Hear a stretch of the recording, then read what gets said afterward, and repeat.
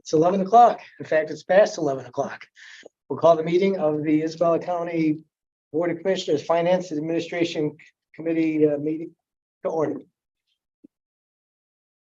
Anyway, have the approval of the agenda. Anything you wish to add to the agenda? Commissioner Embry or Commissioner Closer? Then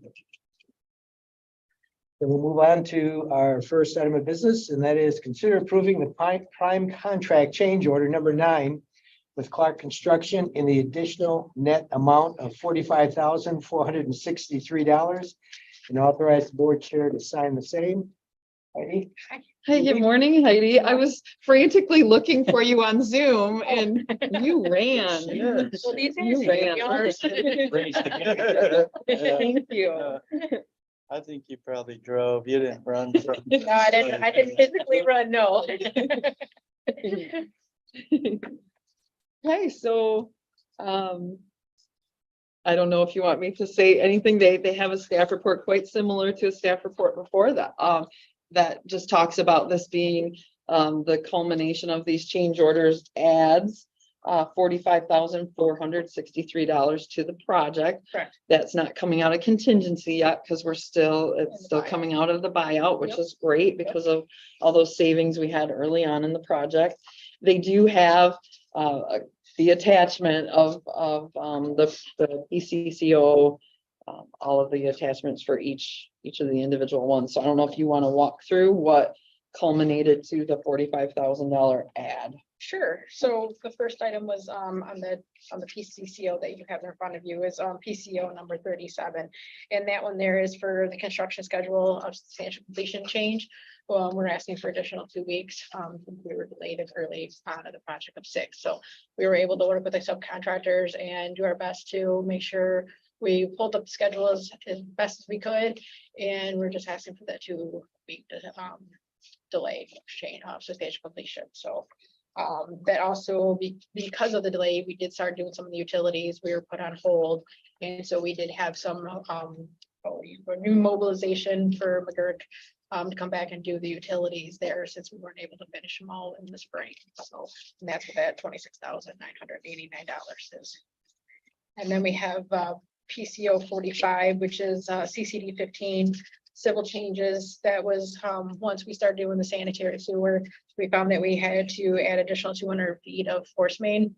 And so that was the add up there for the $18,003. Then CCD or PCO 46, CCD 12, we had some civil changes there.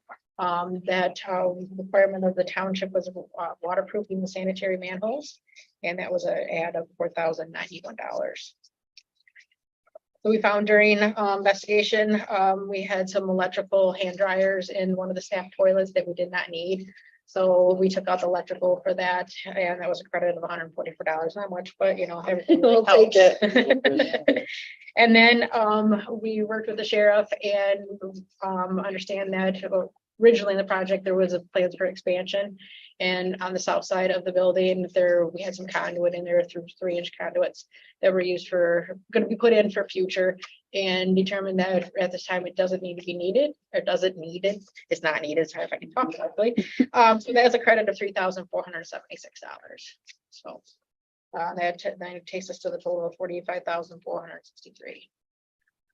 So the question on the last adjustment on the conduit, you said it won't be needed. There's no envisioning that the facility might be expanded in the future, or it can be added later. If you need to add it later, you can. Right now, we understand that there is no plans for future in the next, I don't know how many years, but at 40 years. 40 years or so. Mhm. So who knows in 40 years what things can change. I mean, things change so fast today that who knows, but at this time, we were told that it didn't need it, so that's why we took the credit at this time.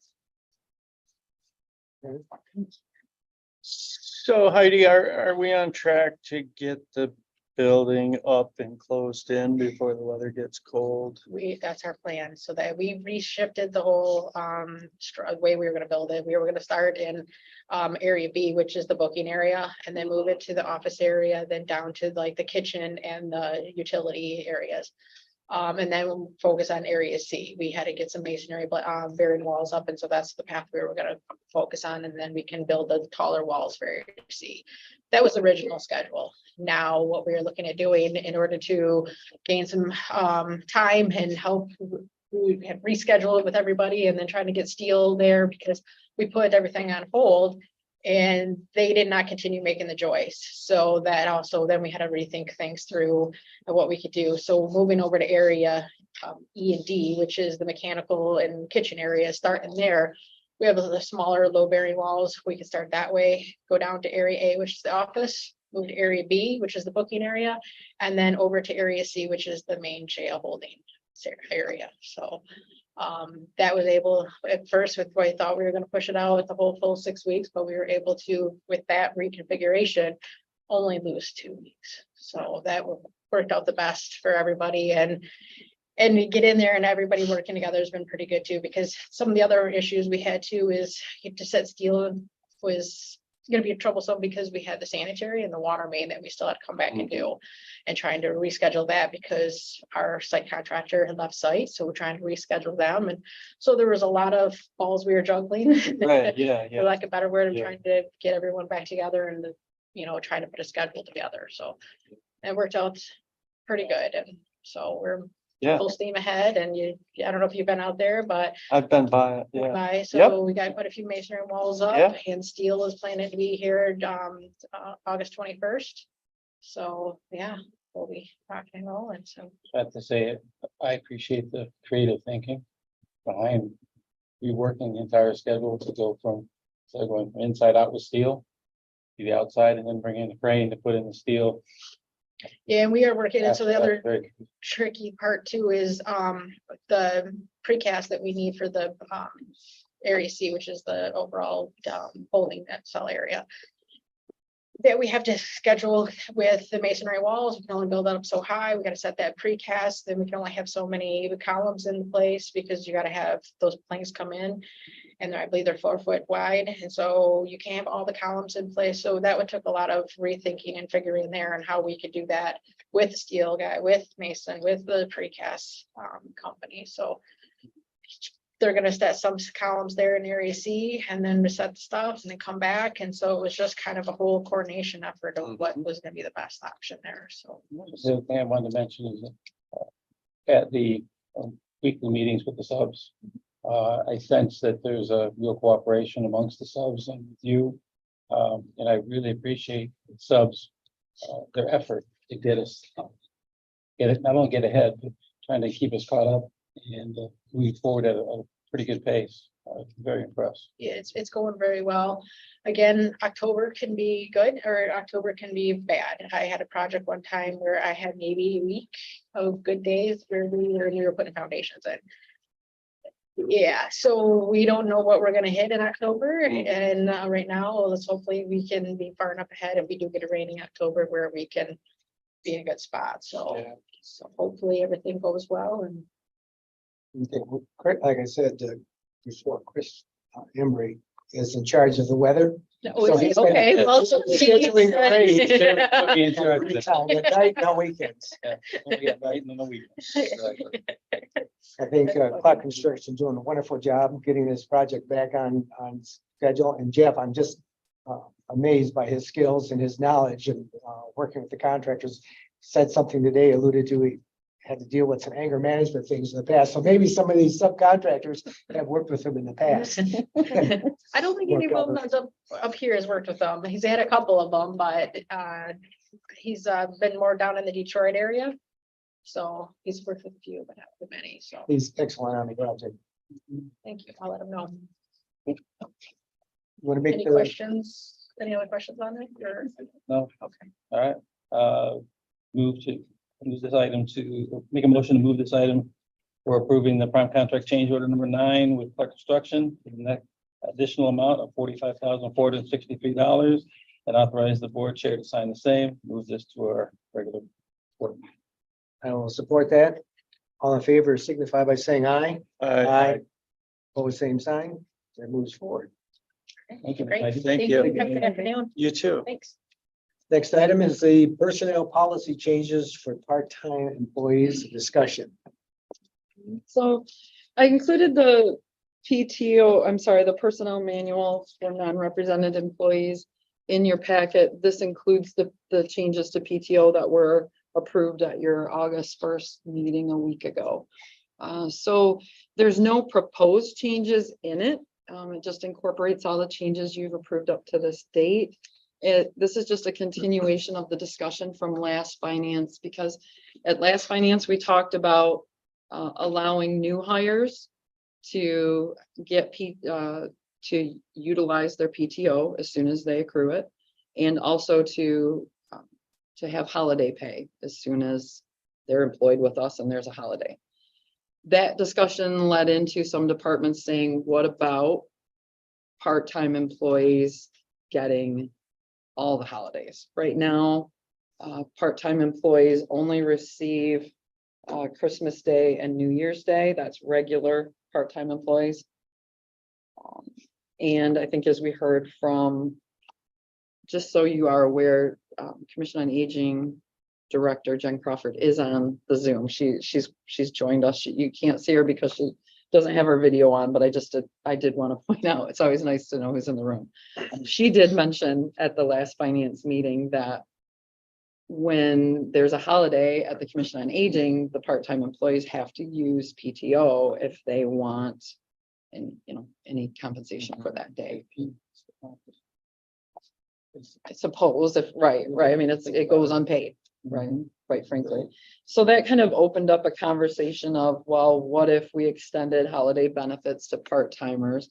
But I want to be clear, it's not just a Commission on Aging impact. We have part-time employees at the MRF, who I know that Director Borton spoke up that day too and mentioned that his part-time employees work and cover the holidays when the regular employees are off getting paid for a holiday. So that kind of helps his organization. Also, we have part-time employees in facilities. We do have a part-time custodian, and Parks and Rec certainly has a lot of part-time, although I think I would make the distinction, we're not talking about seasonal employees, but regular year-round part-time employees. So the decision kind of got bigger than we were able to handle that day. And so we just kind of said, let's move this discussion to the next finance. So right now it is just a discussion. You could ask us, for information you want us to gather. We could, there are department heads in the audience. We could certainly ask their opinions. But that's basically what's on the table, or what was discussed last time. That we still need to dive into is, do we extend holiday benefits to part-timers? That was basically the request to look at. Why would we not consider seasonals? I mean, they're just as difficult to attract and retain, like Parks and Recreation during the summer. I know that they're going to have to work, but if they have to work on the holiday, should they be given some additional compensation? Traditionally, that is our policy. Those who work on a scheduled holiday receive the holiday pay in addition to time and a half for hours worked. So it specifically in parks, I think would be like you mentioned, a big impact. They would have to budget for that, right? We would just have to put pen to paper and figure out how many holidays through the summer. And we know, like you said, they're going to work them. And so we would have to budget for that, because it wouldn't just be the holiday pay, it'd be the time and a half on top of. An organization quite like Commission on Aging, and Jen, please speak up. I don't want to speak for you, but on a holiday, they close their doors. They're likely not to have employees. You're probably not having employees work the holiday. Jen, is that correct? That's correct. Like especially in our kitchen, our facility's closed. So those staff, they have to use PTO. Our in-home aides, they're given a choice. They can work, but I mean, it's just their hours where everybody else is off. But for our kitchen staff, for sure, all of those part-time staff, I mean, there's not, unless someone were to come in and do sometimes they'll come in and clean or do something, but we have to make special arrangements. where everybody else is off on holiday. Or they have to use PTO if they'd like to have payment. I think it's probably similar in facilities. If we're on holiday, the building's closed, the part-time custodian is not gonna be in working. MRF is different. Parks and Rec is different. And when there's holidays, they're still open. How about anybody in the audience would wish to weigh in on this consideration, this item? So myself and Miranda and Kurt Bernier, who is our first maintenance supervisor, have actually just this morning discussed some of these impacts to our department. And so we have Rachel Rowland, who is a part-time office administrator, and then we have 5 permanent part-time rangers. It was kind of our opinion that we actually do consider them a separate category of employment from our seasonals. Our seasonals, they're coming in, they know they have a short window of work, they know there's that expectation that they're probably going to be working weekends and holidays. We historically, over the past few years, the department has worked to incentivize those positions in other ways. We're not at this time as a department advocating for those seasonals to be part of the larger discussion of permanent part-time staff. We are advocating for our permanent part-time staff to be, supported in those holidays, but it would be a huge scheduling and financial undertaking to try to figure out including those seasonals in the discussion, because like I said, that's almost part of the sole purpose of having those employees is that they're going to be there on the weekends, they're going to be there on those summer holidays. And it's just a different employment category. If we're talking about permanent year round, yeah, we would love to see our permanent part-time staff have access to those holidays. And it's just different because even with the permanent rangers that are part, they're in a completely different schedule. So we're not scheduling them into those shifts that the seasonals are working. So it's kind of just different categories. Anything to add? No, that was great. Can I just add one thing too with it? In my opinion, I feel like with our part-time positions, those are the hardest ones for us to fill. Those are the lowest paid staff that we have here. And I feel like if we can give this to those employees, I think that's huge. And maybe that would keep some around, or maybe that would be something we could use to entice individuals that we're trying to recruit into those part-time positions that, hey, we do offer holidays, and because that's something that they're not eligible for. And like I said, those are the most difficult positions for us to fill. Director Crawford? Mhm. So you're talking about the permanent part-time employees, correct? Yes, that's all we have. Oh, yeah. Mhm. Thank you. I would agree. I just posted 3 seasonal positions for my plumbing, mechanical, electrical inspectors. I think I would agree with keeping them in a separate category for a period of time, at least so we can figure out what's going on here. Because those inspectors for me are they're irregularly scheduled. They may not even be scheduled during the season because we don't need them. And then to have to start paying them for that time, I'm just not sure of that. Another thing I would throw out is even with the regular part-time employees, you might want to think and consider there could be employees that don't work on these holidays. If they're not scheduled to work those holidays, we might open the holidays all up that they all get on.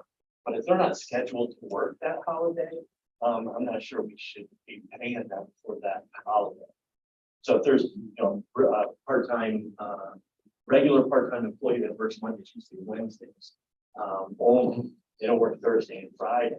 When the Thanksgiving holiday comes around Thursday, Friday, we're scheduled for that day to work. So not opposed to paying them for all, it's just something to consider thinking about them if they're not scheduled on the day, regularly scheduled for that day.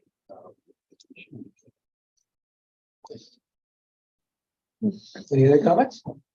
Another thing No, I said, I'm not by any means against, part-time. Receiving a benefit. Just, for me, it is a financial offer. Part of the husband. So I do, my parts, we schedule for things. So, but that's just a matter of, seeing the financial impact of the county. Have to take into consideration what. My question, Director Morton, is, so there is a financial impact, I understand. Is that financial impact so heavy that it outweighs the need for it to incentivize people to work? I completely understand where you're coming from in that question. And is that something that would potentially attract a person to a position? Yeah, it is something that would attract. And that's. Are we talking about permanent Yes. part-time? Yes. Yeah, I mean, it would be a recruitment tool.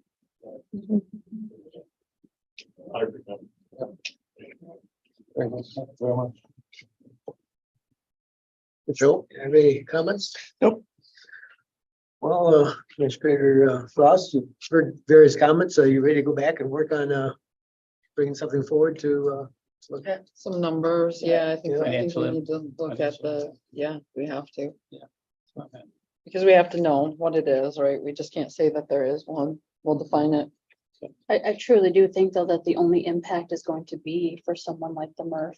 Like I said, we budget for COA part-time at, if they're 29 hours a year, or 29 hours a week. Mhm. We budget that whether they work that or not. And it's kind of looking like we budget it and then there's a holiday in there and they're not getting paid for that. So we have some budget dollars left. The only one that we do not budget for would be MRF. And so we'd have to look at that. Quick numbers that I ran was to the tune of $2,500, $3,000 a year for financial impact. So if we are looking at, is it a heavy burden or is it more of an attraction tool? It's more of an attraction tool at that amount. I know, and we're not talking 20,000, 50,000, but it's still money. It's county monies. I get that, but just to kind of give you an idea. So as far as numbers, I don't think Commission on Aging, Registered Deeds has a part-time, trying to think who else has part-time. That's all budgeted. It's just, I guess, works in our favor budget-wise that they're We not always have getting some left. paid for those 13 or 12, 10 holidays, because I think they get a couple in there. So we have some left over. So financial impact, I will go back and look, but I don't think there's gonna be, here's an additional monies to general fund to COA. It's already budgeted in there. Just MRF. So Thank you. So just, I know we keep talking about financial impact. I just want to make a note of potential schedule impact too, because like with the MRF, if you're using those people to work the holiday, and then you're saying, well, now you have a paid holiday. Are we talking about giving them that holiday off and paying them, or are we talking about offering them holiday pay? I just wanted to bring that up to make sure that we clarify, because there are going to be some folks who they still need to work that schedule. So, making sure we're just clarifying between a paid holiday off versus just a holiday paid benefit, with the expectation that you're still, working those. Knowing that dates. holidays are busy times for the parks, because that's when other people have off and will come and use your services. I think they're scheduled for the holiday. They get paid for it, but they shouldn't have an option of not working it.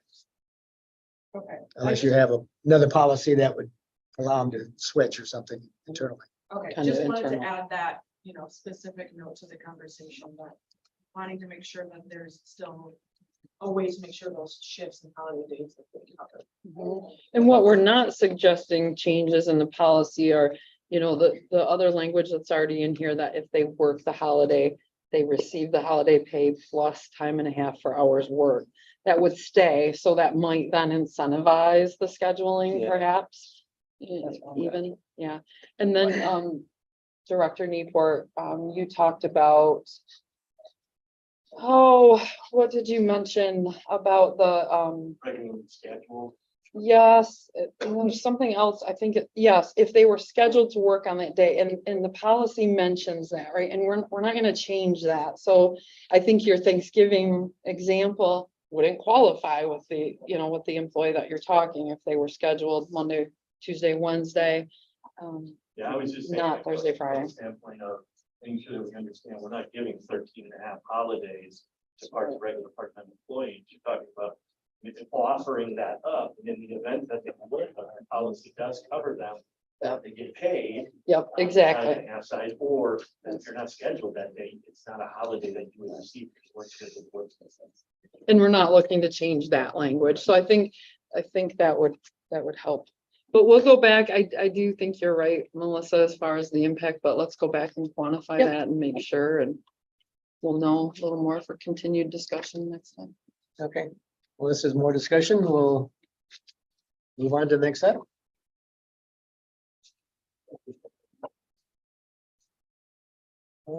Number 6, consider eliminating the full-time operator position and approving the new full-time curbside roll-off driver operator position at the materials recovery facility. Good morning. As you can see, this is really just a job change in the job role or the GDQ. What we did is we moved a part-time employee from, we had a full-time operator leave, we moved a part-time employee into that position. What we're doing is trying to qualify that position. But the biggest thing is, I still want to be able to, I want to add the driver description to that original job title, because of the fact that keeps that employee in DOT compliant role, meaning that if there's any issues, obviously, if there's an issue with an injury or anything like that on the job, the standard policy is that everybody gets a drug test or analysis. But by having that DOT compliant specification there, that they can be put in a random pool as well. So that gives us the ability to be able to do drug testing if needed. And I think that works in the county's benefit. Offers more flexibility. It does. So I don't know how much time is spent in the position. I mean, are you gonna be able to utilize them in that by having that flexibility? What the biggest part of this, the biggest benefit that we'll see out of it is by leaving them as a DOT compliant, is that if we have a driver that does not show up a day, they call it sick. This gives us the ability to move the person out of the skidder into a truck to be able to drive semi, and my operations manager then would run the skidder, be able to run as the operator, which keeps her on site, being able to manage the employees within that realm of process. So, Administrator Frost, do you feel confident in changing, altering the position description to add that component? I do, because both of the positions are at the same grade level, so to combine same duties at the same grade wage level into one, there's no contention there. He's not asking for that grade to be increased or anything like that at this time. It's just eliminating the operator position and creating a operator driver position, if you will, at the same wage that it's currently at. Jake and I talked through a few requests he might have for today. I know it's odd to see Director Borton here at Finance, his jurisdiction's Human Resources Committee, but because of the request, I felt it was important to come to Finance. Other questions? I just want to say, I appreciate your, was it Commissioner Swaney, saying being nimble and Yes. allowing yourself some flexibility by incorporating this driver requirement or driver stipulation within that position, and allows you some flexibility. Like my business, it's called cross training. You could pull somebody out of the back to cover a position if somebody calls out, so you're still covered. So, again, thank you. Makes good sense to me. All right, I will move then that we move the consideration of eliminating the full-time operator position and approving the new full-time curbside roll-off driver operator position at the material recovery facility for the work session. Support. All in favor signify by saying aye. Aye. Always same sign. Thank you. Next item, consider approving salary and wage adjustments for the senior staff prosecuting attorneys.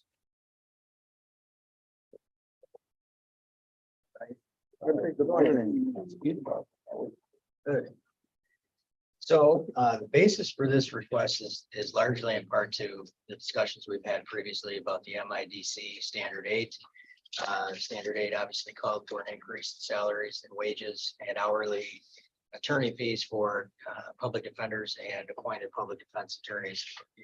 As a result, it created some disparity with attorneys in our office, and I think most of those are going to be addressed in the 2024 fiscal year budget.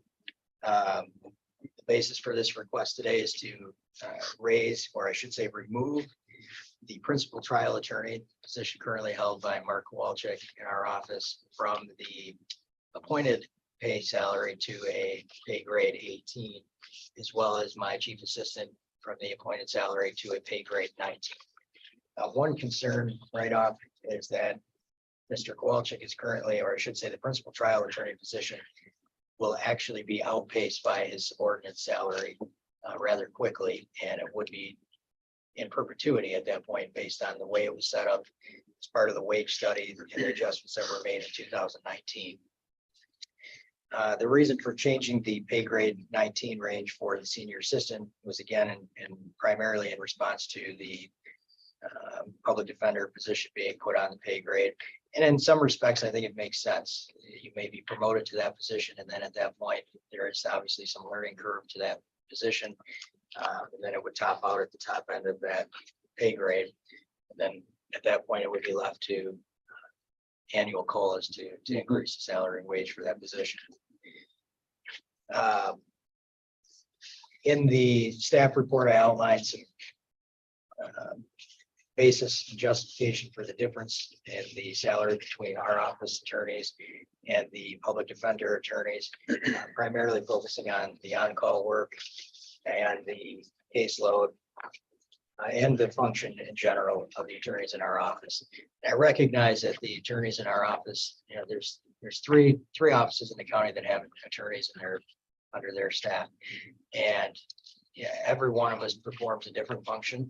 I don't think that any one of us is necessarily more or less valuable than any other. We just have different roles and different functions that we perform. And that's the basis for the request. Any questions, I guess, at this point? Well, I'm going to open it up. I read through this. I didn't go through all the data in the back. But I think you present a very convincing argument. Catches us at a very difficult time because we have other departments and we've met with other departments that want classification changes or pay increases. And what in the back of my mind is, even though I'm very sympathetic to this, is if we approve this, and we've already told other departments we're not going to do it till we complete this classification wage study, it kind of compromises the board on moving forward with that. There's going to be other people going to be upset, they're going to come forward. And at this point, even though I think this is very warranted and merits a change, some of the others that we looked at are equally the same. But we've been kind of consistent on moving forward with the study before making any changes. We talked about maybe there could be some reciprocal action that would take to adjust wages back in time for people that came forward. But I'm not comfortable on approving this, even though I think it's 100% warranted. Comments from anybody else? Feedback on what the chair is saying is, being a new guy, just not a good excuse, but the issue is for me, getting my head around what happened with the 2016 wage study and moving forward, how it moved forward, and as in the implementation of that wage study has kind of put us in a very precarious situation. I'm afraid of falling into a subjective Pandora's box where we're gonna have to be pick and choose, cherry pick who gets what. And I would rather not go that route. I would rather start with a very objective wage study that gives us a very, as clear a picture as possible what each job entails and what should be paid. And then if there is glaring issues with, it should have been done long ago, year ago, 2 years ago, however many years ago, it should have been corrected and wasn't, then it falls on us to make that right by that individual. So I feel like I need to stay objective, wait for the wage study, look at that wage study, and if there's, it looks like we need to do a look back, that we take care of those folks. That's my opinion. And I guess to that question, I would say is we already have an approved budget for MIDC in the Public Defender's Office. Is that correct?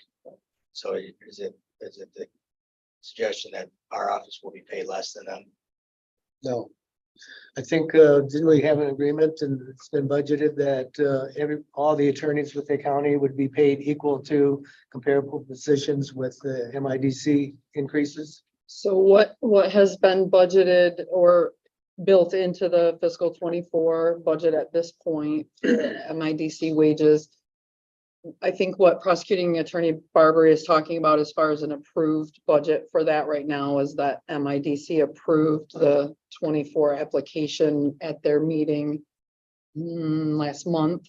I think in July, they're actually readdressing that plan in the current month. And they're readdressing it because we, excuse me, we didn't apply with salaries that met MIDC standards for standard 8. The attorneys were okay as far as assistant public defenders, but it was the chief public defender that we didn't have at a high enough salary because our chief is supervising assistant prosecuting attorneys. So MIDC came back and said, chief public defender, you have to be at a higher rate. So in the 24 requested budget, we did go by what the state was requiring for standard 8. Our attorneys at the public defender's office, Melissa, you might have to help me with what the actual grades are, but we put that chief public defender up at a higher level because the state required it. Public defender Tom Hausman's wage was not moved because MIDC was okay with where the board set his wage back in February of this year. So if you will, what we've done back in February, I should probably back up. Back in February, when public defender brought forward his salary and his chief public defender, this board set them on a wage scale, right? Wage and step scale. And part of it's this exact argument that prosecutor is making is because one of the assistant public defenders was soon to surpass the chief public defender in wages because at the time, chief public defender wasn't on a wage scale, right? So that was the ask in February. You approved putting chief public defender and public defender on a wage scale. With that new wage scale is what we applied to MIDC, and they came back and said that chief public defender wage really is too low. You've got to move it up. So from February, where you had set the chief public defender, MIDC was taking that really to topping them out on that wage, at that grade. So what we did was we took that topping out wage and moved it back off of the grade and step scale back to that elected officials and appointed scale, so that yes, this is what MIDC said it will have, but going forward, it will only have cost of living increases, right? When you're on that elected appointed scale. So I don't know if I'm hoping that background helps you on what MIDC required, what we responded with, why we do have an approved MIDC budget for public defender's office in 24. However, that is going back for their reconsideration this month with that chief public defender wage raised up. Public Defender Hausman, we still kept on the February scale that the board put him on because that was still within the standard 8 requirements of MIDC. State wasn't requiring it to move up, and so therefore we did not.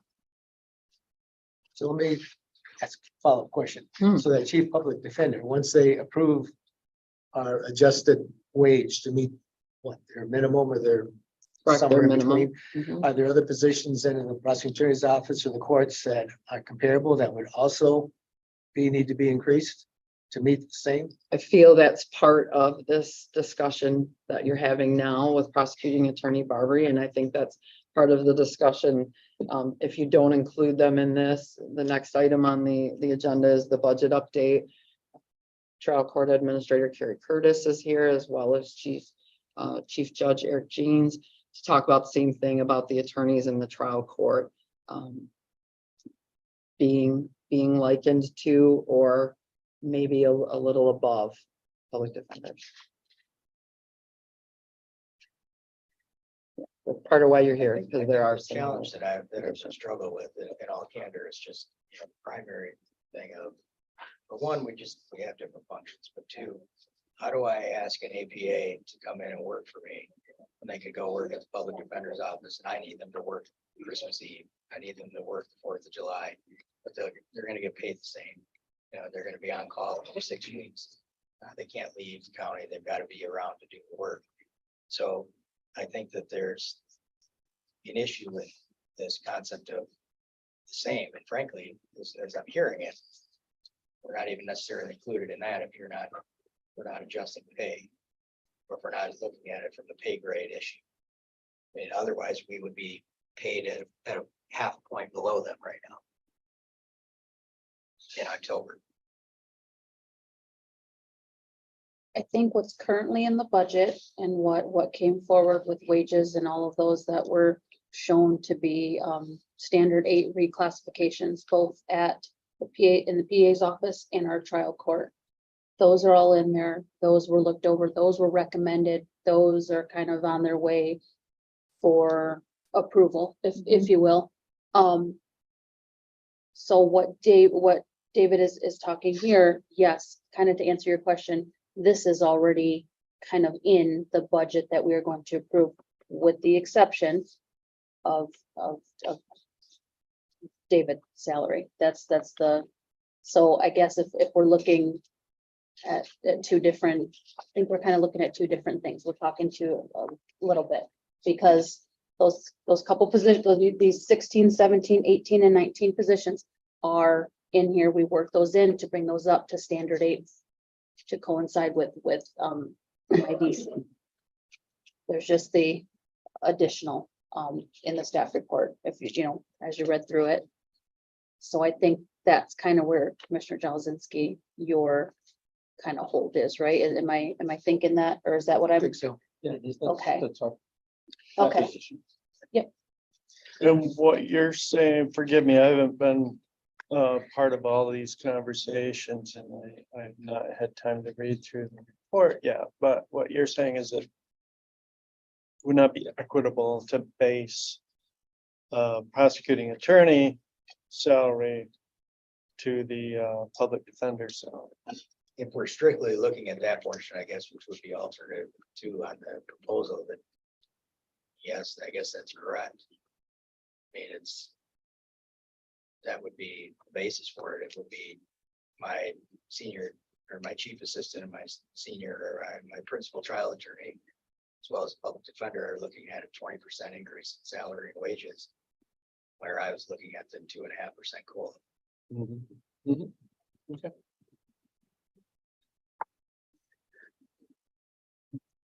We don't have an RFP out for classification wage study yet, do we? I No, mean, sir. is there any way that we could expedite this and move it on? What are your thoughts? Yeah, absolutely. I know that everybody is sympathetic to what administration's been juggling with the last couple months, but yeah, it needs to get out the door. I think when we implemented that 2016 wage study, when we finally implemented it, we started with certain groups because we felt those were the groups where the there was the biggest disparity, the biggest problem in attracting people and the lowest wages compared to outside of the county. We started with the sheriff's department in the PA. Yeah. Just, So that was what, 2014? the study was 60, the implementation was, yeah. So I know when I've heard from some of the other departments, I've heard that there's been significant changes in responsibilities of positions over that time. And I just, as a county board commissioner, I don't want to have to pick and choose. I want to make sure that we do this in a fair way. I feel bad that we took so long to implement that final one, that by the time we got it fully implemented, it was probably outdated already. I'm willing to move this on to the work session to get it before the full board, full consideration. It's just that I do have some questions, not dealing with this. I dealt with the prosecuting attorney as Parks and Recreation. I know the job that you guys do, that it's not included in the public defender's office. Just I want to make sure what we do is fair to all employees. That's my only consideration in this. That we do this objectively. I do want to say, I appreciate you stepping up for folks that work at the prosecuting attorney's office in relation. It's your office. You're willing to go to bat for them and put this together. This is comprehensive, and I appreciate it greatly. I really do. Goes a long way in justifying what you're talking about, and I'm in support.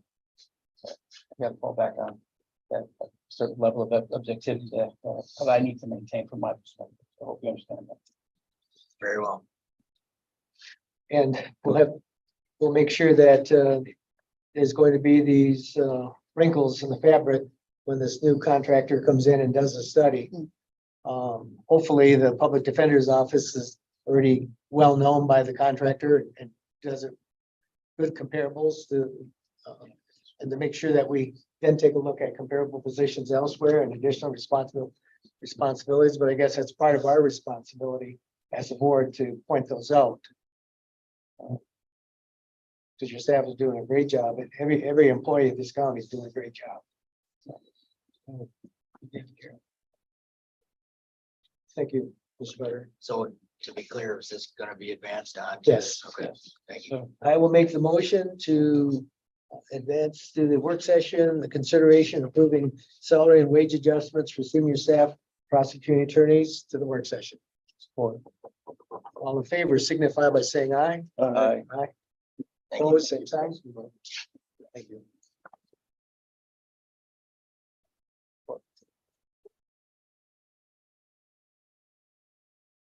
All right, fiscal year 2024 recommended budget draft number 4. Can I interject real quick? Yeah, and yes. I'm wearing green. You saw that, right? Like, take your advice. Yeah, that's fine, that's fine. I just thought maybe we ought to start with some clarification on what is in what is built into the budget, because Melissa, they don't have this yet here, so don't give all of them out. The commissioners don't have that yet, so please. I kept 3 for some odd reason. So I'm good. I do. I got you one here, Sharon. Got you cross covered. Oh, you probably have it on. I got So I think just 2 things before we leave the prior conversation. Again, Chief Judge James and Trial Court Administrator Curtis are here to, if they would like to speak to that as well. Shortly after conversations with Prosecuting Attorney Barbary, I met with Trial Court Administrator Carrie Curtis and Melissa to talk about the attorneys at trial court. So I don't know if you want to give them an opportunity or maybe through the discussion it will come up. But, How about we make an opportunity to speak before? Yes, I'd rather do it now. Yeah. Yes, please.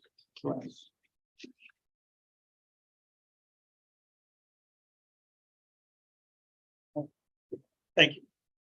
So we are also here about standard aid, which has caused a lot of shifts within the attorneys. You know, I can't really speak for the prosecutor or public defender, but I think we all know that standard aid changed the financial trajectory of all of the attorneys who work for the county. It's a very competitive market right now for attorneys. We have an outstanding group of them. We have a magistrate, 2 referees, a law clerk, which is also our staff attorney. So those are the people that we're talking about in regard to compensation. I know when we originally came forward with our budget, we asked for adjustments for all of them, which are in the process of being moved forward. At the time we asked for that, we certainly didn't know where standard aid was going to land as far as the prosecutor's office and the final public defender compensation for the public defenders. Those came back higher than what I think we expected originally, which is forcing us to come back here as Mr. Barberry was doing and say it might not be enough what we asked for to keep these people to remain competitive, to have fair compensation. So I did meet with Administrator Frost and Deputy Rehnquist a couple weeks ago, and we talked about what we would need to ask for or have considered in it. What it comes down to is another half grade pay change for our magistrates and our 2 referees from what we asked for in the budget, as well as 1 step difference from what we requested in the budget for our law clerk staff attorney. And so that's really what we're here about, and it all goes back to standard aid, what that's doing. You know, I know that our magistrate in particular has been approached about, previously, and it may not even be in this county, but as has our friend of the court referee. So they're being recruited because those defender contracts are paying them. We intentionally didn't overreach early on. I think we came in with a realistic number, did not try to. We could have asked for a lot more and if you had argued with it, but we've tried to, work with the other offices. Waiting for the wage study to be done, it's gonna take some time. And quite frankly, as Carrie was just saying, I'm very concerned that we'll lose people before that can be completed. Because they are being daily and weekly recruited. And if that happens, I see the problems the prosecutor's office has right now. They're short-staffed. We'll be short-staffed and we can't operate well without these people. And there's a real threat that we could lose. So the adjustments that we're going to pass on to the attorneys in the court system, is that going to help? You aware of that decision to match the standard 8 wages for comparable positions, or are you still saying you're? No, that will bring them up to the standard 8 comparisons. What I think what they're saying is initially when they started, they did not know where MIDC, everything was going to come in at very conservatively, but they went lower. Let's not ask for too much. The numbers came back and then we aligned MIDC, PA, courts. Well, it's almost like you should have went higher and then brought it down if it was lower, but that's hindsight kind of. Trying not to. Right. Intentionally. Especially. So this isn't an additional to standard 8 that we per our what I took from our conversation that we had, an additional or higher. This is to bring them up to where the MIDC, PA, kind of that line is. Yep, that same. So then we're good. We're raising the wages. That is up to you, sir. Well, That's up to you, Janelle. Then the reason, I think, Yeah. the reason they're here, the reason that prosecuting attorney Barbary is here is in our budget process. we have this reconciliation when things get cut and we have conversations and we get closer to bridging the gap of the deficit. But when people in the budget process come back, department heads or electeds and want more than the request, we don't build that into the reconciliation. We come back to have a conversation. So that's really what these are, because I feel like in full transparency and clarity, if you think that what is built into the 24 budget is equal to the attorneys at Public Defender, that is not correct, right? That is, Melissa? that is the correct statement. That is not correct.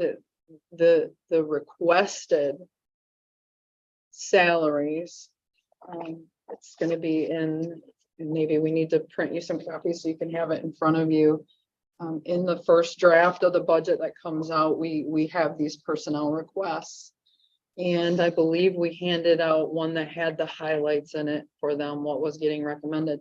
The only thing going forward, we're getting recommended of the personnel requests had to do with standard 8. Anything had to do with standard 8 was getting approved and moved on. But what was requested in the budget is actually a little more than what Public Defender's Office or standard 8 was requiring at Public Defender's Office. I think we need to back up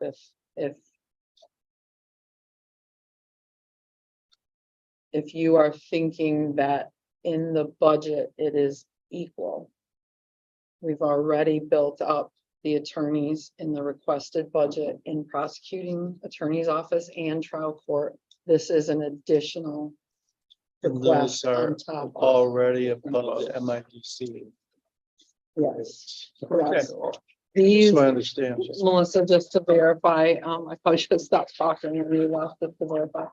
These attorney rates in here are a 0.5 above Public Defender. What these requests for prosecuting attorney and for trial court, they're for, remember when we took Public Defender attorneys and put them at, Yes, that is correct. These are not. these are, They are what we originally This asked. was really- law clerks would, Correct. Original. law clerk probably needs to be at 16 like they're requesting now then. Because here's the 16. Do you have that sheet that you provided us during? Oh, that one. This one? That one is- Maybe you don't want to. No, no, I could. I Just think to- I might have. Okay, well, the same one.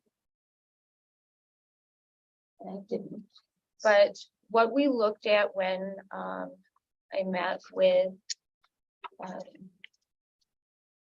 Administrator Frost and Deputy Administrator Frankquist was what our current salaries are for these positions, what our original proposal was, what our proposal is now, and what the comparisons were that we used to get there. So if we look at the court people who are in these positions or the positions in general, these are the decision makers. So you have your public defenders, you have your prosecutors, and I think we've established the prosecutor's office has more responsibilities statutorily and in other ways than the public defender's office.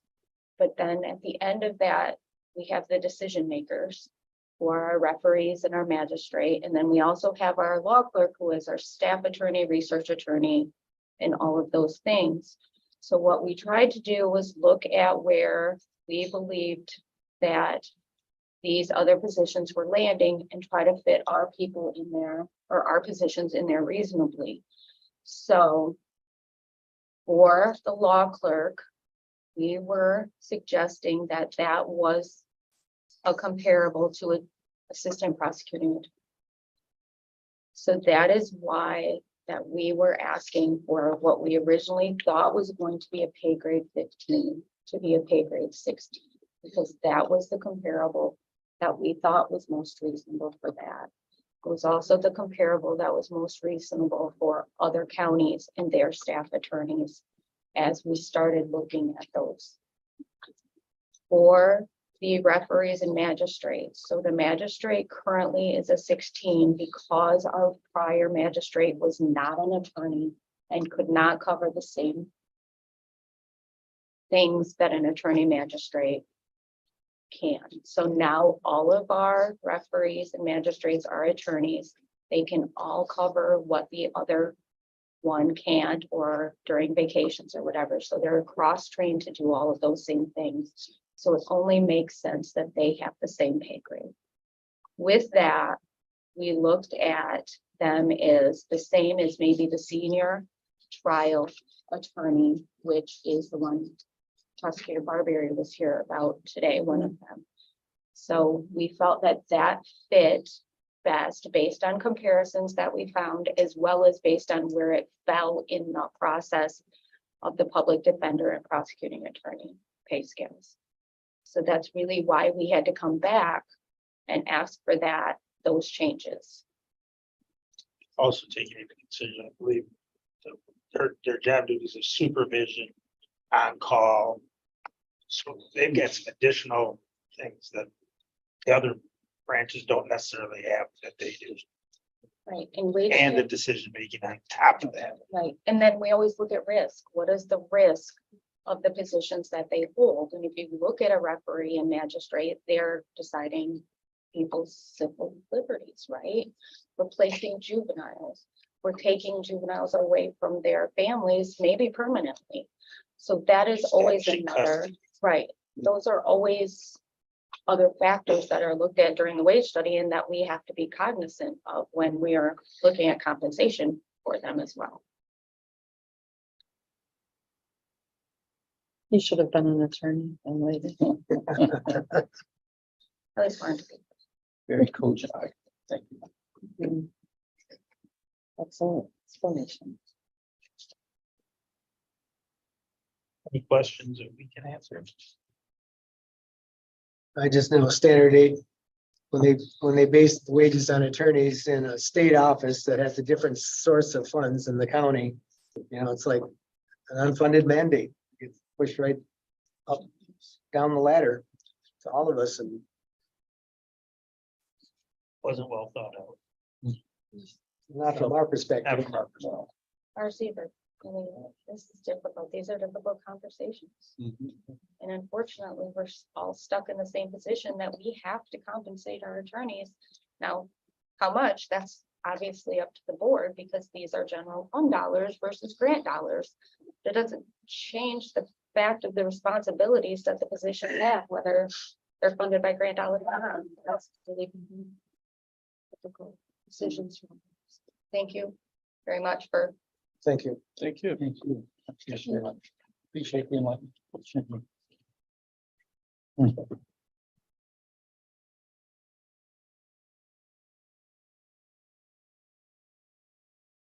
Would you like to continue on the fourth draft of the budget? Sure. Thank you, Melissa, for sending this out.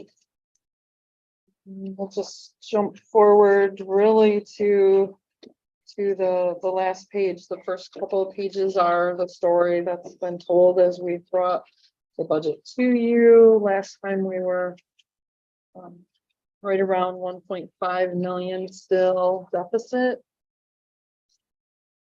So on the last page, you'll see that adjustments that we made to revenues and expenditures since the last time we met. With the governor having signed the fiscal 24 budget, we now know exactly what our state revenue sharing will be. And it's not good news. In the budget, we had built all of the increases that had been requested. And as we know, I think there was a one-time 5% increase. There's a little bit of little more in there for like public safety incentive payment.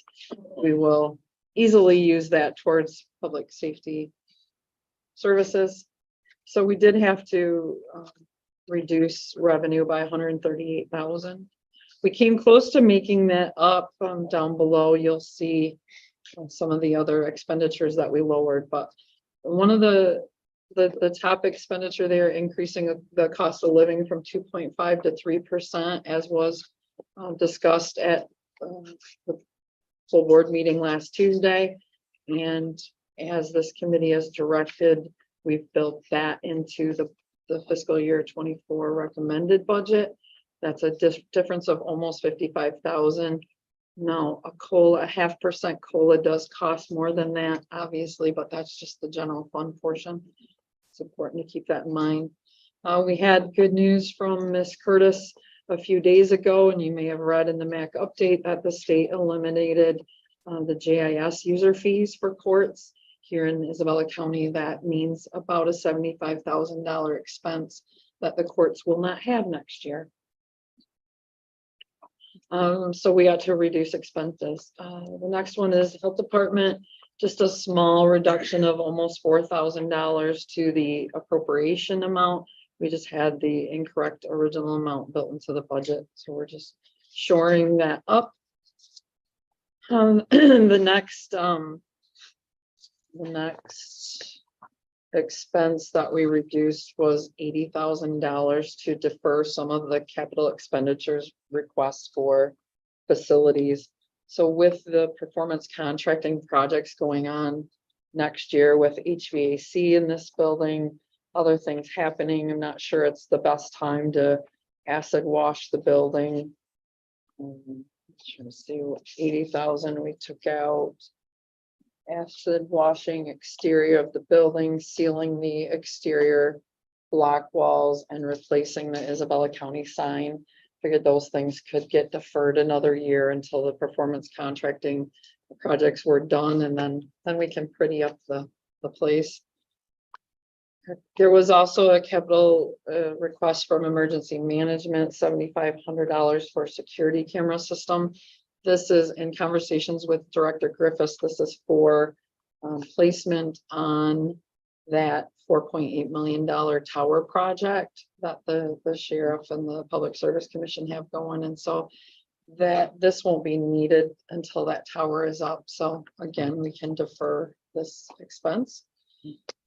And the last thing is we got talking to Mark. We remembered about his hours, his 911 director's hours dedicated to emergency management are lower now because of coordinator Helen Lee on board with us now in emergency management. So 911 central dispatch outside fund is picking up a little more hours of Director Griffiths than is emergency management. And so we reduced expenditures to compensate. So all told, even with the increase to the cost of living allowance, that is, we're reducing expenditures by about 123,000.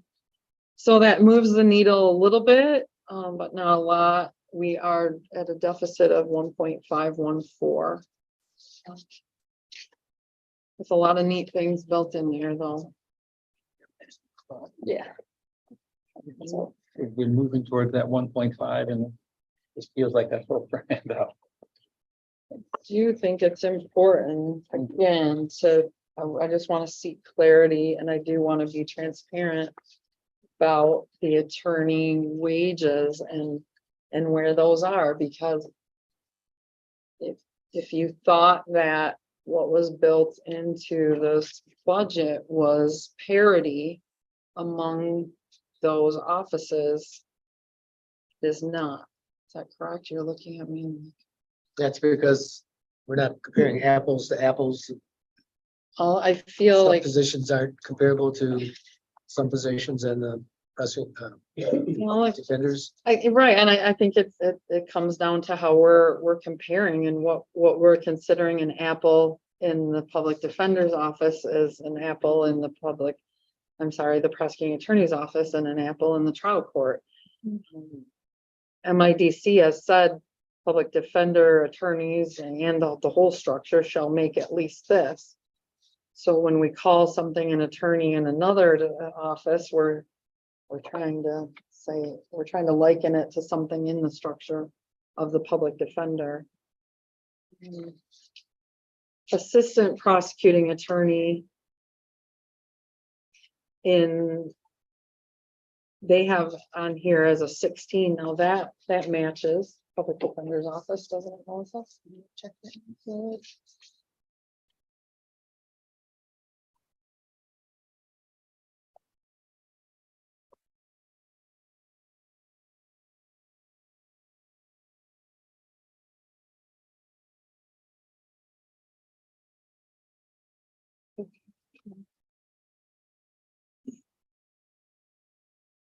So low 15s, assistant public defenders. but starting October 1, they'll go to the 16. Oh, yes, these are the old ones. Yep, no, Yes. that's Okay. all right. I just Yep. wanna, Yep. just wanna talk through it. So it looks like the assistant prosecuting attorney requested salary is the same as what MIDC has the assistant public defenders.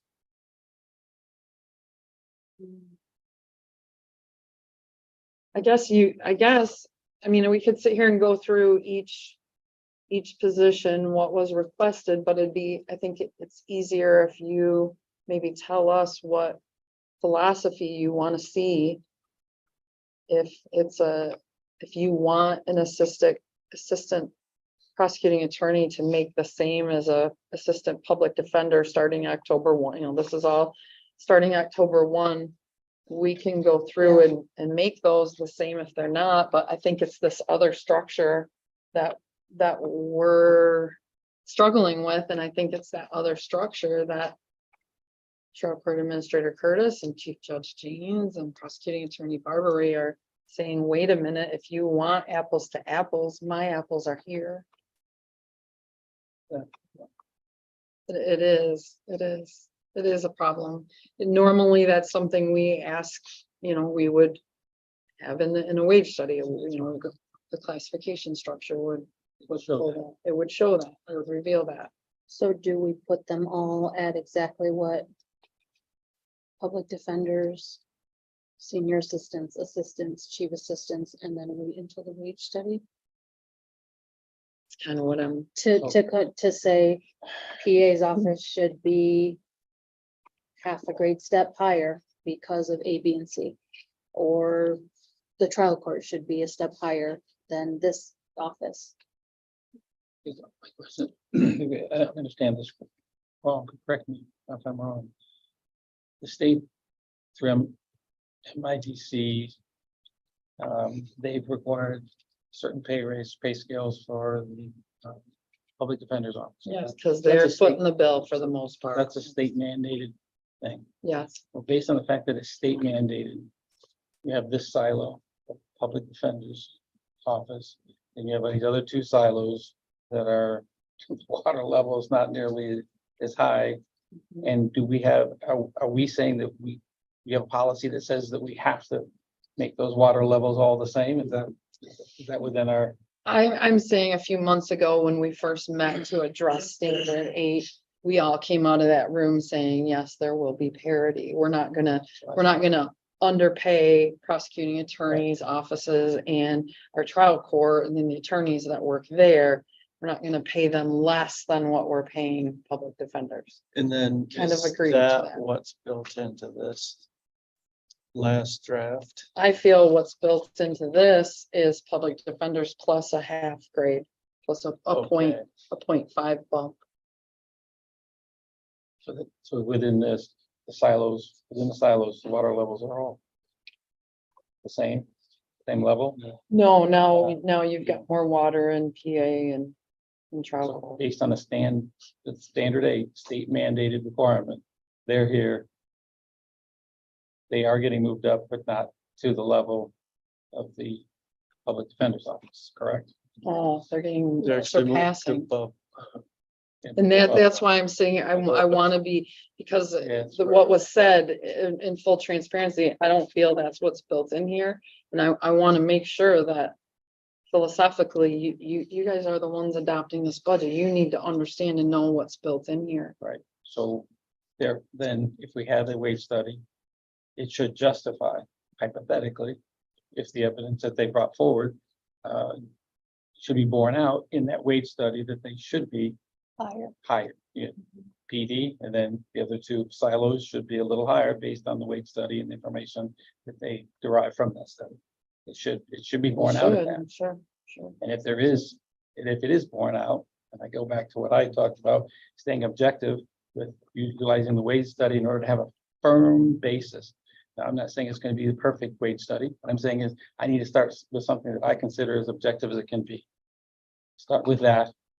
And if that justifies these increases, then I think we should look back to rectify the situation over time. At least that's my opinion. In the meantime, I'm hearing too, we need to analyze this and bring everyone up to parity with public defenders. And then kind of stop there. And then let the wage study determine if it's gonna be higher. But how would we, so we'd be justifying that based on the fact that the state mandated Yes, the public defender increases. yes. So that Which I- would be our basis for making that. It wouldn't be something subjective. That would be our objective basis for making that determination. So with that adjustment, these incremental costs will are be gonna low. go up, These will go down. go down. Maybe not Probably. carries, yes, maybe a little bit carries. With, Yeah, we'll with have to with the courts, but yes, those would go down. Maybe another piece of information is what is the current pay? That is, it should be all the way to the right Right. on what you're looking at, current grade, Far right. Oh, far right. current grade should be on. Some do give the dollar amount, but And that's because they're not on a grade and stop. Yeah. But on that elected Okay. and appointed scale I where see. all they get is that cost of living. And that's another, difference that the wage study will look at. Mhm. Are you on a progressive grade or are you on a cost of living only? Which is more appropriate. Was there discussion in this committee that maybe one of the meetings that I was not present, was there discussion of some of these attorneys' responsibility levels higher than public defenders, so we're granting these requests, and this is how we got that built into this final budget, or no? I don't think there was discussion. There may have been mention, but I don't think there was Okay. discussion. And that's what's leading me to realize we need to have that I think transparent this discussion. attorney's report, one of the first discussions that we've had as a committee. Okay. Yeah. Mhm. We certainly have an issue dealing with a important group of our employees. But I don't know if some of the other departments gonna be looking at it as, well, my issues are just as important.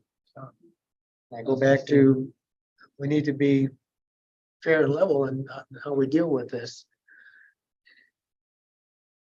I think There's no easy answer. there's no easy answer, but I think it's very important that whatever precedent we set, we stick to. I don't want to get into No flip flop. I don't want to get No into, waffle. I don't want to get into subjectivity and I don't want to get into waffling. I realize I may be losing a lot of friends. Maybe I didn't have them, but I'm just maybe making enemies.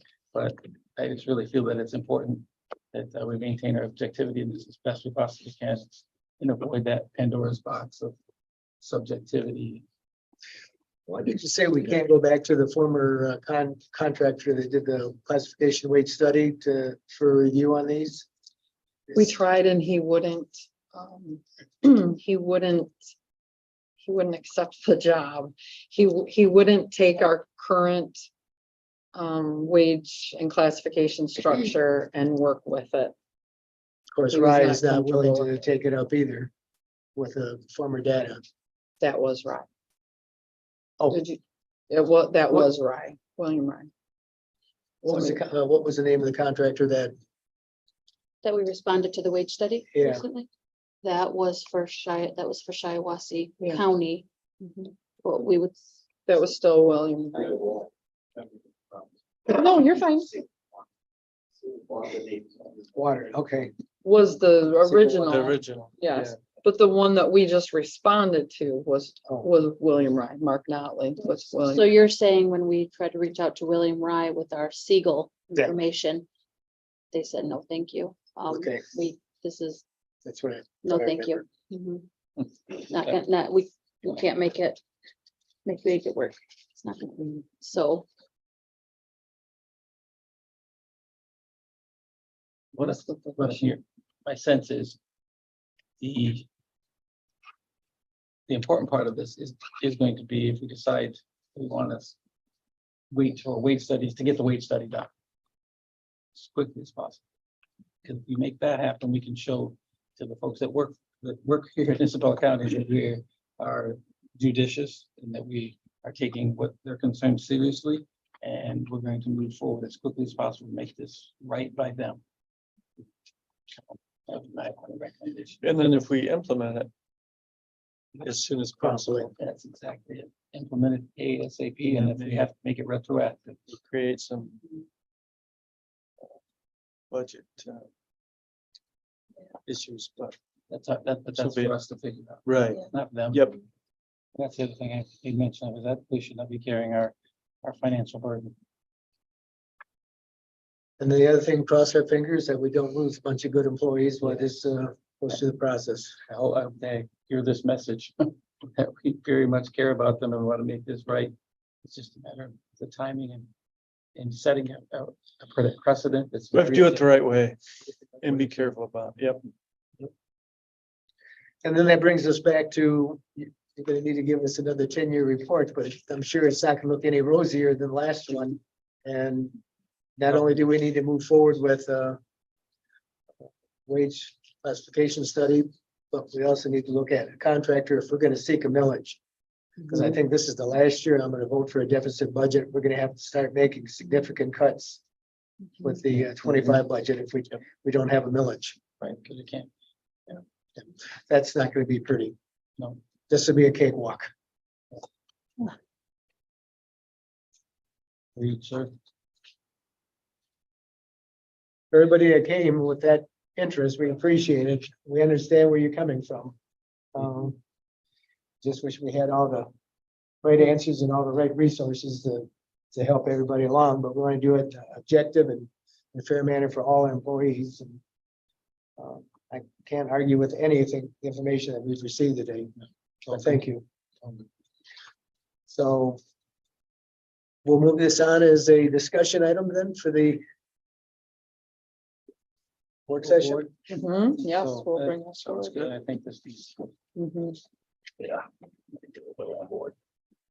But just to be clear, we are going back and making these. If you wouldn't mind, it makes it Yep. clear for me. Bring it to. It's still a little the same cloudy in my silo. mind. Okay. Yep. Which doesn't take too much to make it cloudy in my mind. And that's at all levels, right? So like. At all levels. Yeah.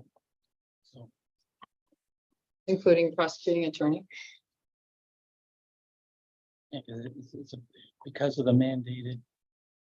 Okay. MADC. Okay. It's a state mandated thing. Standard eight really put us between a rock and a hard place because they mandated it. Right. And unfunded mandate, I mean, they didn't, they funded some of it, they funded the public defender part. But didn't pony up any money for courts or PA. Made it very hard. Still tough. Okay, nothing else? Move on to item number 9, invoice discussion. List discussion. So we're looking at the July 28th. Kind of everything I see right here is things we've dealt with so many times in the past. Nothing except for Clark Construction, and we'll continue to pay our way on the jail. Excuse me, the correctional facility project. Mm, good start. And I looked at the body of the other bills and didn't see anything that Nothing. raised a question in my mind. It is very cool. Anybody else? Questions on that list? Nope. Moving on to the August 4th list. See, we're starting to pay some of our dues, and so we have some engineering fees for the project. Now, these engineering fees, is that something that's gonna be additional to the contract?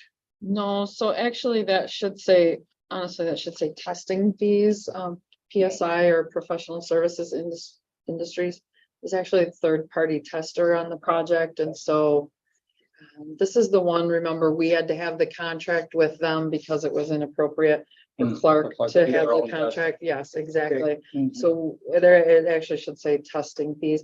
So this is outside of Clark's $43 million guaranteed maximum price. This is something that we pay directly through the county, but we still do the reimbursement from USDA Corps. Okay, So it's part of, it's rolled up into it. and Okay. probably the wording on that, Commissioner Embry, would rather see engineering fees for facilities. Ah, yes, well, Thank you, Noted. yes, absolutely. thank you. Mita. It's an image. Yeah, follow it through. I did look at the asphalt paving that was done. I think there was still some that had to be done on the far west end last time I was out there, but it looked pretty good. It's all finished now. Absolutely. I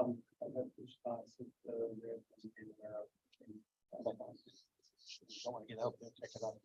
Okay. Good deal. So then looking at the rest of them, again, it's things we see. Pretty much on and on and on. Mhm. Any questions on the August 4th list?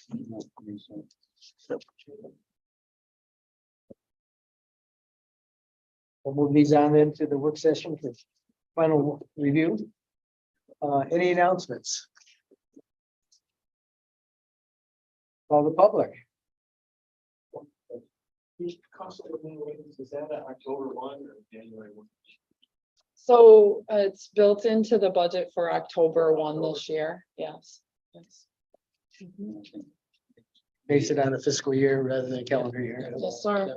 A lot easier. Makes sense. Good. Anybody else And I want to call the appreciate public? the people who work for us, yeah. Just to.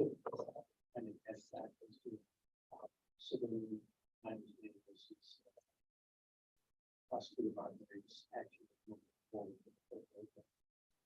That's correct. I So that think, the full board can consider it. I think it's at a level that it should be considered. Not just that committee, it's significant, so. At this point, we'll adjourn the meeting of the, But here's what, Oh. oh, sorry, my apologies. Well, I just. I just. Some of these things are the same reason the rest of those offices are looking at. You want to be brought up to our peer levels, same positions, similar positions. Some of us have been here for 3 years plus, still sitting here. with nothing. And it's the story we got last year. You know, you walk out of here with no increase at this point. So be fair and equitable to everybody involved. People look at farm. And I understand the legal system is very important. But we all have our important positions in different facets. So. Serious. I don't think you're gonna find any argument from any member of the board. Everybody has unique responsibilities, and all those responsibilities are important to the residents in this county. Well,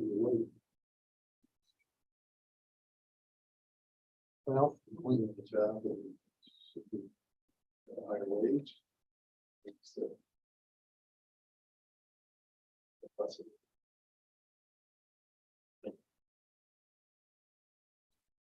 Final comment on that. I know our department has brought forward a request that actually came to light after looking at results of the previous wage study and has been brought, I know, at least 2 years now. Based on the previous wage study and now is being put on again of another wage study. So there's a concern that the wage study will be done again. And there'll be this kind of long waiting again.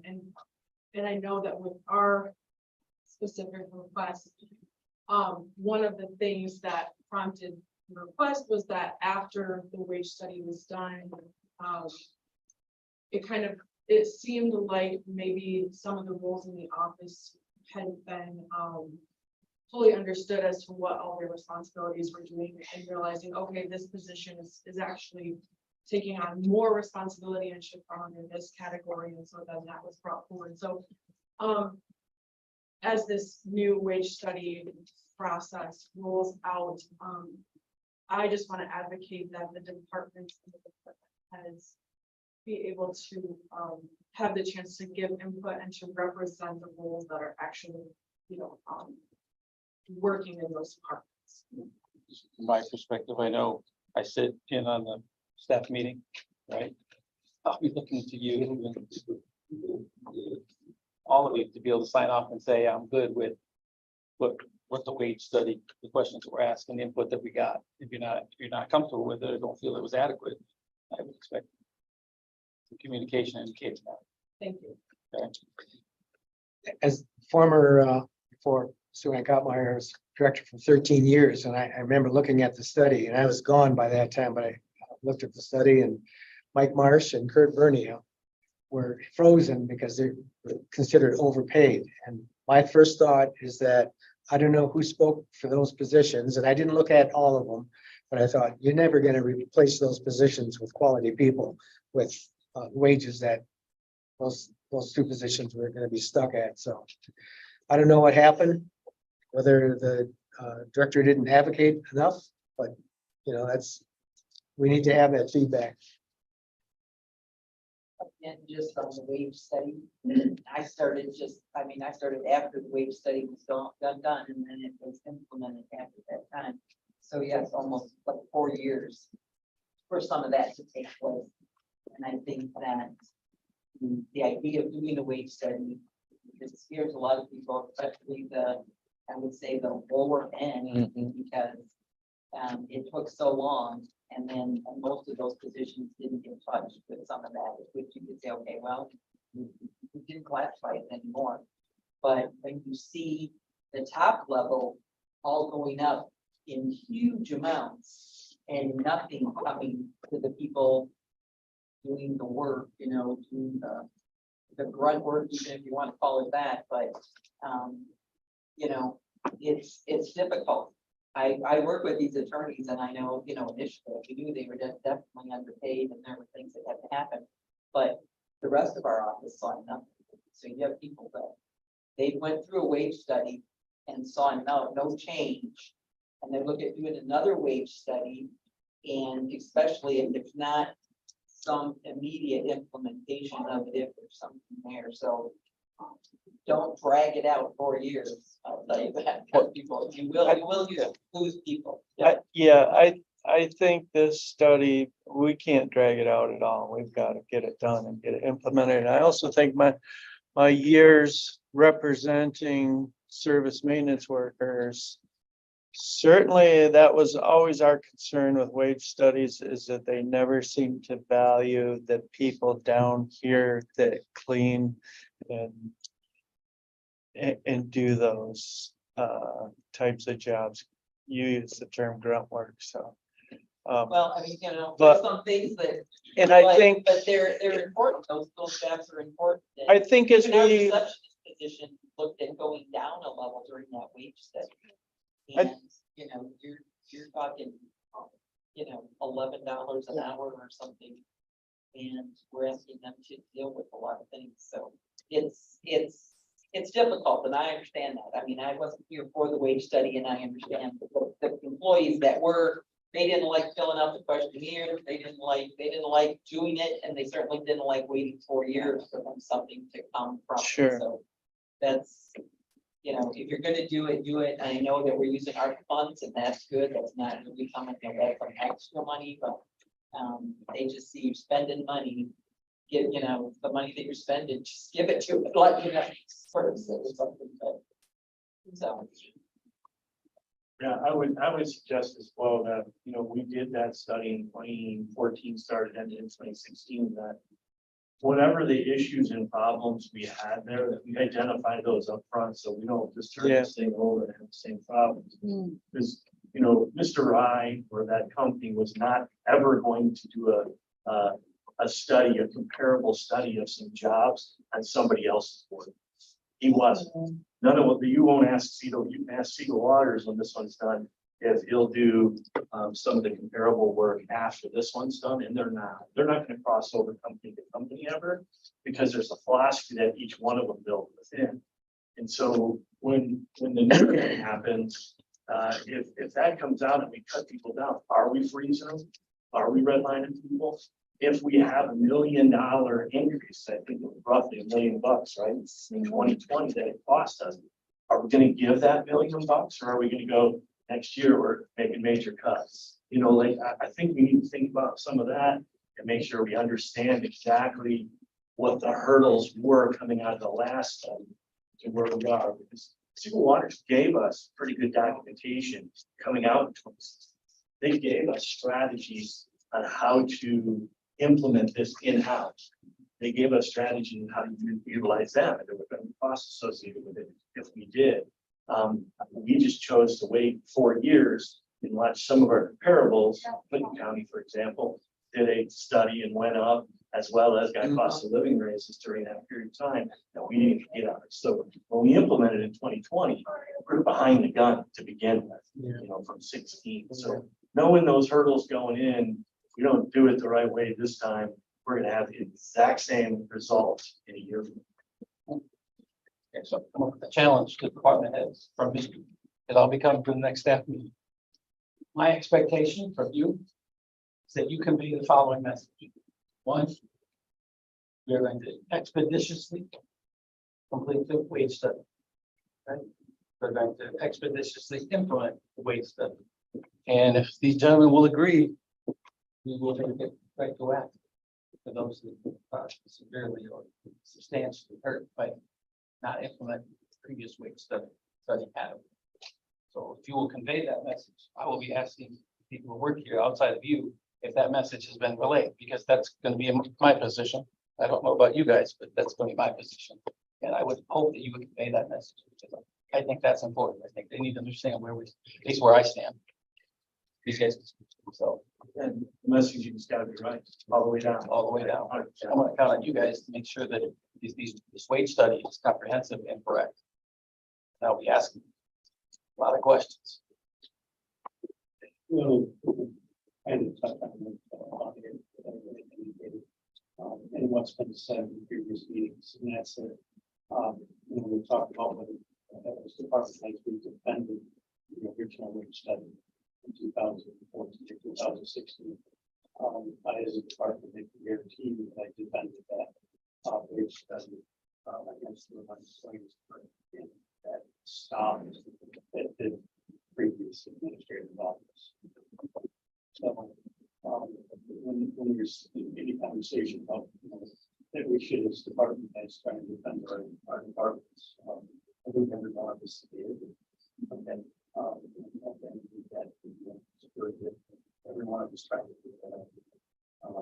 But it was never done. So there's more years to that. I don't think our current administrator has a bone to pick with anybody. And I'm not saying. That's a compliment.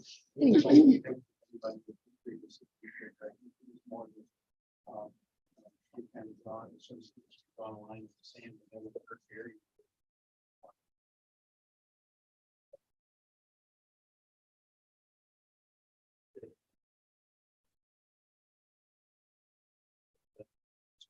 This is just my.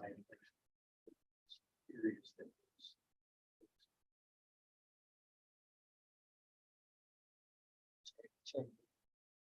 Yeah, I think one last thing. I would agree 100%. I think the last administration moved that forward, and I think because we didn't know what our expectation was, we didn't have our ducks in a row beforehand. I think it shocked us. Excellent point. It shocked us 100%. And then we waited 4 years to try to get it figured out with all the other stuff. That's why I say, if we don't do our work up front before we even go into one of these, we're gonna end up in the exact same That's shot. what I need. Because it's not gonna be different. No, it'll be the same. Cost of living is 8%, and we're looking at a 3% next year, so it's, it's just not going to be. And we have to look at, that whole, we talk about comparable communities and, like comparable counties, and I know there's been some discussion here about, not considering like the cities, the CMUs, those places. Those are our market, though. Those are where we lose employees. Dave just said it today, as employees are gonna leave and go where? They're gonna go to the indigent defense because they get paid more. So if we don't consider our comparable counties as well as our market, as well as our scoring criteria across the board for these positions, we're gonna be right back to a RIE study and things are drastically different. RIE didn't study market like Siegel Water studied market. And now that we've got that market built in, it's gonna look crazy to go back the other way. We've gotta look at all those aspects all the way across. Because we'll lose people. I mean, administration lost people, I've lost people. There's been, a lot of people moving for those jobs, and they're taking jobs within our market. They're taking other jobs in the here. They're not leaving the market and going elsewhere to work. They're taking it right here in our market. Sharing offices. You train employees and they have to hear about the city. Because as soon as we implement our study, yes, so they push their way. So that they continue to have the student. Like the minor leagues. We should be the opposite. The county should be above the city. We should, city and should be the premier. They're always.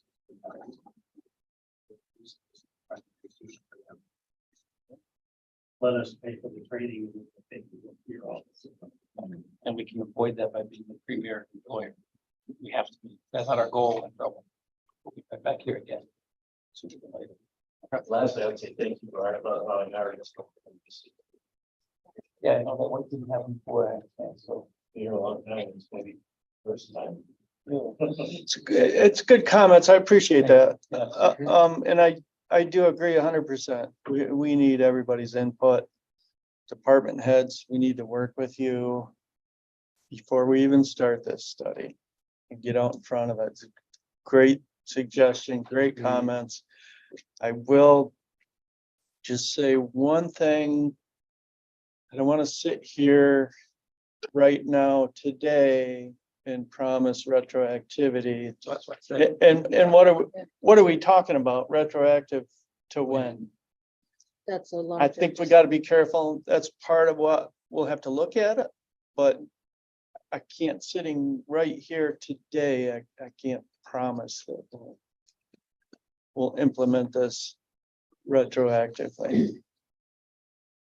There's a lot of variables we can't foresee right now. The big one being, are we gonna be successful in a millage? So, with that, I'm going to adjourn this meeting and check to see when my next meeting is. And I had a question. Why when you ask for announcements, did all four of you look right at me? Why is? I don't think I did.